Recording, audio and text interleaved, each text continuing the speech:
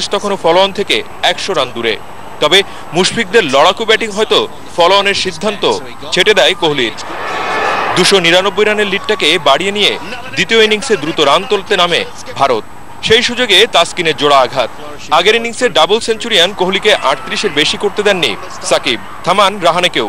তবে পূজারার হাফ সেঞ্চুরিতে এক সেশনে 159 রান আসে স্বাগতিকদের। জয়ের জন্য পাহাড় টপকাতে হলেও ড্রয়ের জন্য উইকেটে থাকতে হবে 4 সেশন। এই সমীকরণের পরীক্ষার শুরুতেই অকৃতকার্য তামিম। সৌম্য মুমিনুল জুটি ভিত্তি তৈরি করতে পারলেও কাঠামো করতে পারেননি। সৌম্যর লড়াই শেষ 42 রানেই চাপ নিতে ব্যর্থ মুমিনুলও। শেষ বিকেলে 75 রানের 3 উইকেটের দল এখন সফরকারীরা। সেখানে আশার সলতেটা মিটমিট করে জ্বালিয়ে রেখেছেন সাকিব রিয়াদরা। শেষ দিনের ভাগ্য নির্ধারণী প্রথম সেশনে 21 রান নিয়ে সাকিব আর রিয়াদ শুরু করবেন 9 রানে। ক্ষণে ক্ষণে রং বদলায় সাদা পোশাকের ক্রিকেট টেস্ট, যার অনেকটাই এই হায়দ্রাবাদে দেখেছে বাংলাদেশ। ম্যাচ থেকে ছিটকে গিয়েও সাকিব মুশফিক মিরাজের ব্যাটিং দৃঢ়তায় পঞ্চম দিনে গড়িয়েছে ম্যাচ। এখন ড্রয়ের স্বপ্ন দেখতে পারে বাংলাদেশ, তবে মূল চ্যালেঞ্জটা নিতে হবে ব্যাটসম্যানদেরই। Salauddin Suman, Jamuna sports, Rajiv Gandhi stadium, Hyderabad, Bharat. সাকিব রিয়াদদের কঠিন পরীক্ষার উপর নির্ভর করছে হায়দ্রাবাদ টেস্টের ভাগ্য। জয়ের জন্য শেষ দিনে আরো 356 রান দরকার বাংলাদেশের, আর ভারতের দরকার 7 উইকেট। স্বাগতিকদের দেয়া 459 রানের বিশাল টার্গেটে 3 উইকেটে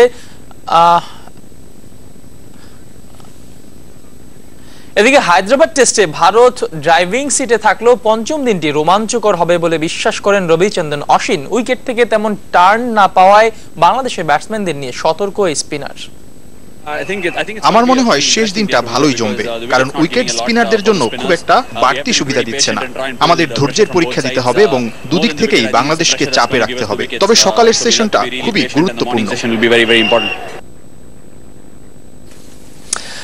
রানটা চতুর্থ দিনে বিশাল বড় মঞ্জুর, কি মনে হয় আপনার কাছে?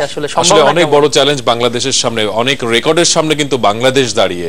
আপনি একটু যদি দেখান যে বাংলাদেশের সর্বোচ্চ ইনিংস কি সেটা নিশ্চয়ই আপনার কাছে ক্রিকেটে অবশ্যই আমি দেখাতে চাই। বাংলাদেশের চতুর্থ ইনিংসে এখন পর্যন্ত সর্বোচ্চ ইনিংস দেখেন। আমরা বাংলাদেশের দীর্ঘতম চতুর্থ ইনিংসটা যদি দেখাই ওভারের হিসেবে, সেখানে কিন্তু বাংলাদেশ 142 ওভার পর্যন্ত খেলার অভিজ্ঞতা রয়েছে চতুর্থ ইনিংসে।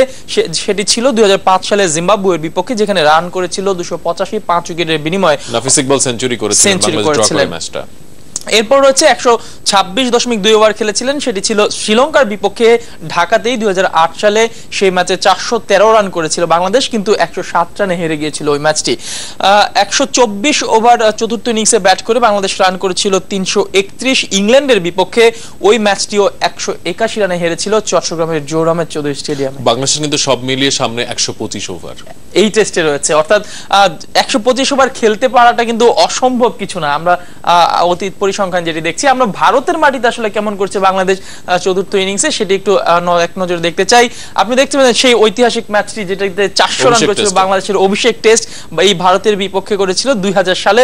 সেটি ছিল বাংলাদেশের প্রথম ইনিংস। সেই তিনটি প্রথম ইনিংস দেখতে পাচ্ছি, যেখানে 388 রান করেছেন চলমান টেস্টের প্রথম ইনিংসে বাংলাদেশ, এবং 333 রান করেছেন 91 ওভার খেলে চট্টগ্রামে। সেই ম্যাচটি বাংলাদেশ হেরে গেছিল, অর্থাৎ 388 হচ্ছে ভারতের বিপক্ষে বাংলাদেশের দ্বিতীয় সর্বোচ্চ রান।